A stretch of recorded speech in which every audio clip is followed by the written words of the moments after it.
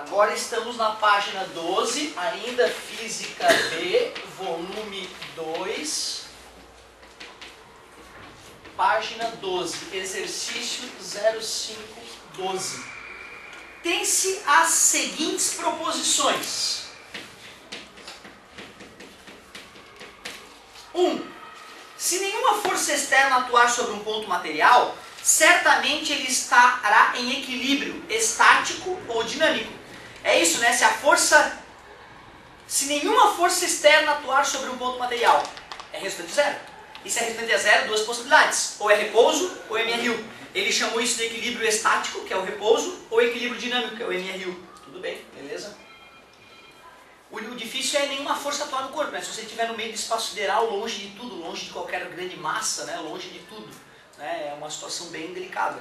2. Só é possível um ponto material estar em equilíbrio se estiver em repouso. Não, nós vimos que equilíbrio pode ser MRU também, né? Falso, sacana. 3.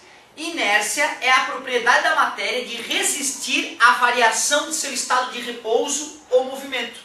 De certa forma, sim, né? Porque o cara que está parado tende a continuar parado. E a massa dele é que indica o quão difícil é mudar, né? Que é a inércia. Um cara que está em MRU tende a continuar em MRU. Essa tendência de ele manter seu estado de movimento ou repouso é a inércia. Então a gente pode dizer que inércia é a propriedade da matéria de resistir à variação de seu estado de movimento ou repouso. É isso. Está parado que continua parado, está em MRU que continua em MRU. Então ele resiste à mudança. Né? Se está andando, eu tenho que fazer força para ele poder parar. Certo? Então, perfeita interpretação.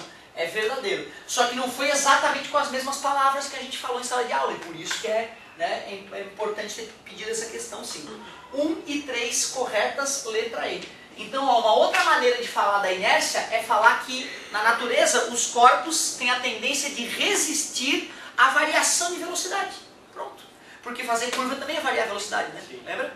Então, os corpos têm a tendência de resistir à variação de velocidade. Para medir essa resistência, a gente mede a massa. Por isso que a gente diz que a massa é a medida da inércia. Certo? E ontem, na aula de Física 3, lá na faculdade, o professor falando. A primeira aula dele é mais ou menos a minha primeira aula mesmo. A gente, né, falando de como a física é tudo, como a física explica tudo, né? Desde a biologia do corpo humano, é a física que explica, né, como é que ocorre a divisão celular, que forças que agem nas moléculas, etc. e tal. E ele, né, daquele jeitão empolgado dele falando sobre isso, e ele contando, em várias vezes na aula ele falou, mas é importante sabermos que nós não sabemos o que é massa. O cara que é o fodástico da física na UFSC, ele deixa bem claro, o homem ainda não sabe o que é massa. A gente usa a massa, a gente mede a massa, mas a gente não sabe o que dá massa aos objetos, por que eles têm essa inércia, de onde é que vem isso, né? E claro, com os estudos do bóson de Higgs e das partículas subatômicas, né, no CERN lá, que eles vão acabar descobrindo como é que é. Carga elétrica também, ele fala, a gente usa a carga elétrica, mas a gente não sabe o que é carga elétrica em si.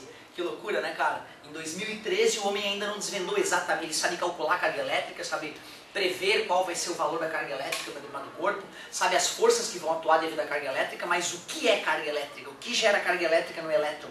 Né? Isso ainda é uma incógnita, loucura, né? Saber disso, bem legal. Muito bom. Mais uma questãozinha resolvida. Agora vamos dar aquela avançadinha de leve. Vamos dar aquela avançadinha de leve na Física B. Show de bola.